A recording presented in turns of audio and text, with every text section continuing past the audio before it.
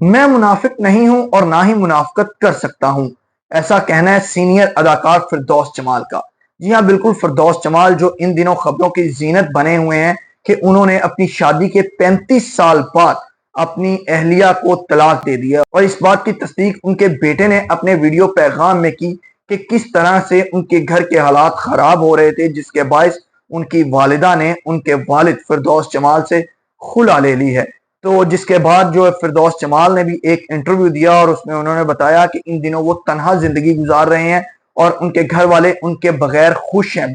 तो वो भी यही चाहते हैं कि अगर उनके बच्चे और बीवी खुश हैं उनके बगैर, तो उन्हें अलग जिंदगी गुजारनी चाहिए और फिरदौस जमाल को अलग तन्हाई में जिंदगी गुजारनी चाहिए।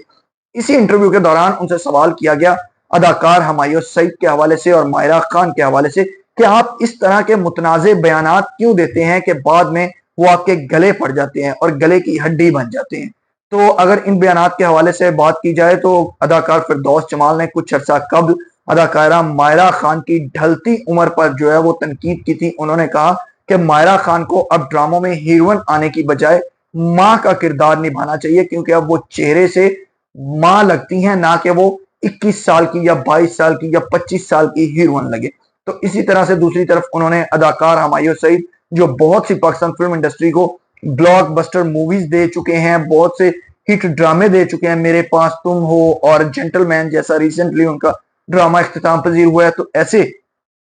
सुपर किस्म के ड्रामे उन्होंने दिए हैं। तो उन पर भी उन्होंने तनकीद की और उन्होंने कहा कि हुमायूं सईद ने इस वक्त जो है वो फन अदाकारी पर डाका डाला हुआ है। जिसके बाद वो तनकीद की जद में आ गया फिरदौस जमाल और लोगों ने खासी उनकी क्लास लेना शुरू कर दी। और अब जब उनसे सवाल किया गया कि आप ऐसे मुतनाज़े बयानात क्यों देते हैं जो आपके गले पड़ जाते हैं, और अब एक टीवी चैनल ने भी आप पर पाबंदी लगा रखी है कि फिरदौस जमाल को अपने टीवी ड्रामों में कास्ट नहीं करेंगे, तो इस हवाले से आप क्या कहेंगे? जिस पर फिरदौस जमाल ने बहुत ही समझदारी का मुजाहरा करते हुए और एक मुसलमान, सच्चे मुसलमान से जो तवक्को की जा सकती है वही उसने जवाब दिया। उसने कहा कि मेरा राज़िक अल्लाह ताला की जात है, ना कि कोई टीवी चैनल या कोई शख्स या कोई फर्दे वाहद जिससे मैं तवक्कुआत रखूं कि मुझे वो रिस्क देगा कि किसी चैनल ने मुझ पर पाबंदी लगा दी है या मैंने किसी पर जो तनकीद की है तो मुझे मुश्किलात का सामना करना पड़ेगा। तो मैं ऐसा नहीं सोचता, बल्कि टीवी चैनल की तरफ से पाबंदी लगने के बावजूद मेरा अल्लाह जो है, मेरा गफूरुर रहीम जो जात है, वो मुझे रिस्क दे रही है और मैं अभी भी मौज के साथ अपना गुजारा कर रहा हूँ, बहुत अच्छा गुजारा कर रहा हूँ और मुझे काम दीगर टीवी चैनल से भी मिल रहा है। तो इसलिए मुझे इस बात का खौफ नहीं है कि कोई बंदा